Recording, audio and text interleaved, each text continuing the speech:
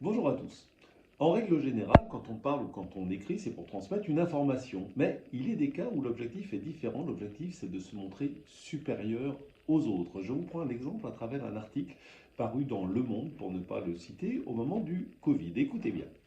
La crise sanitaire a révélé le tournant écopolitique de la pensée contemporaine, dessinant un progressisme, ou plutôt un cosmopolitisme non productiviste, une politique du monde émancipatrice, mais affranchie des illusions modernistes. Bon, écoutez, moi je suis peut-être le dernier des imbéciles, mais je ne comprends pas grand-chose à ce qu'a écrit le confrère, ou plutôt ce que je crois comprendre, c'est qu'il ne cherche pas à transmettre une information. En réalité, en écrivant comme ça, il cherche à se distinguer, à se présenter comme supérieur à ses lecteurs. Et ça a un nom en linguistique, ça s'appelle l'arrogance linguistique, et c'est le thème de ma lettre d'information de l'Express cette semaine sur le bout des langues. Alors c'est un phénomène qui a existé sous toutes les époques et sous toutes les latitudes, à ma connaissance. Je vous prends un autre exemple. Connaissez-vous l'origine du mot déniaiser? Eh bien, déniaiser, c'est un mot déniaisé, c'est un mot qui nous vient du Moyen Âge, pratiqué par la noblesse lorsqu'elle s'adonnait à la fauconnerie. Déniaiser, littéralement, c'est sortir le jeune faucon du nid. On le déniaise, on le sort du nid pour l'entraîner. Et ça, c'est un terme, évidemment, dont la noblesse avait le monopole. Vous imaginez bien que les pauvres paysans, les pauvres serfs de l'époque, ils n'avaient pas trop le temps de s'adonner à la fauconnerie. Et voilà, j'utilise un mot que tu ne connais pas, bah, je suis supérieur à toi. Alors, le vocabulaire en est un registre, mais vous avez d'autres manières de le faire. Vous pouvez par exemple utiliser l'imparfait du subjonctif à l'oral, ça marche assez bien. Vous pouvez utiliser des liaisons facultatives.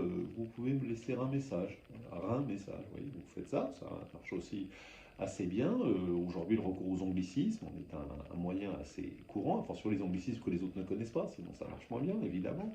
Voilà, vous avez des tas de manières comme ça de vous situer au-dessus des autres. C'est un phénomène qui a été étudié par les universitaires, pardon, et notamment par le sociologue Pierre Bourdieu, qui parlait de violence symbolique, et il avait raison, parce que par le seul langage, en fait, vous renvoyez les autres à leurs conditions sociales, souvent, parce que qui a le pouvoir de présenter sa manière de parler comme étant la seule légitime? Je rappelle qu'il y a plusieurs français. Qui a le pouvoir de dire que parmi les différentes formes de français, la mienne est la seule légitime? Bah, évidemment, c'est ceux qui ont le pouvoir. Voilà, donc ce sont les élites, entre guillemets, politiques, les élites économiques, les élites médiatiques, les élites artistiques. Mais le pauvre paysan, le pauvre ouvrier, le pauvre artisan, lui, il n'a pas ce pouvoir-là d'imposer sa manière de parler comme la seule légitime. Et ça me rappelle une phrase que prononçait Alain Ray, le patron du Petit Robert, qui disait ceci: politiquement, la Révolution et les républiques ont prétendu donner le pouvoir au peuple. Eh bien, linguistiquement, elles l'ont donné à la bourgeoisie parisienne. Et je crains que son analyse n'ait été la bonne. Je vous remercie, je vous renvoie pour plus de détails à la version écrite de ma lettre d'information de l'Express sur le bout des langues. Et je vous donne rendez-vous à la semaine prochaine.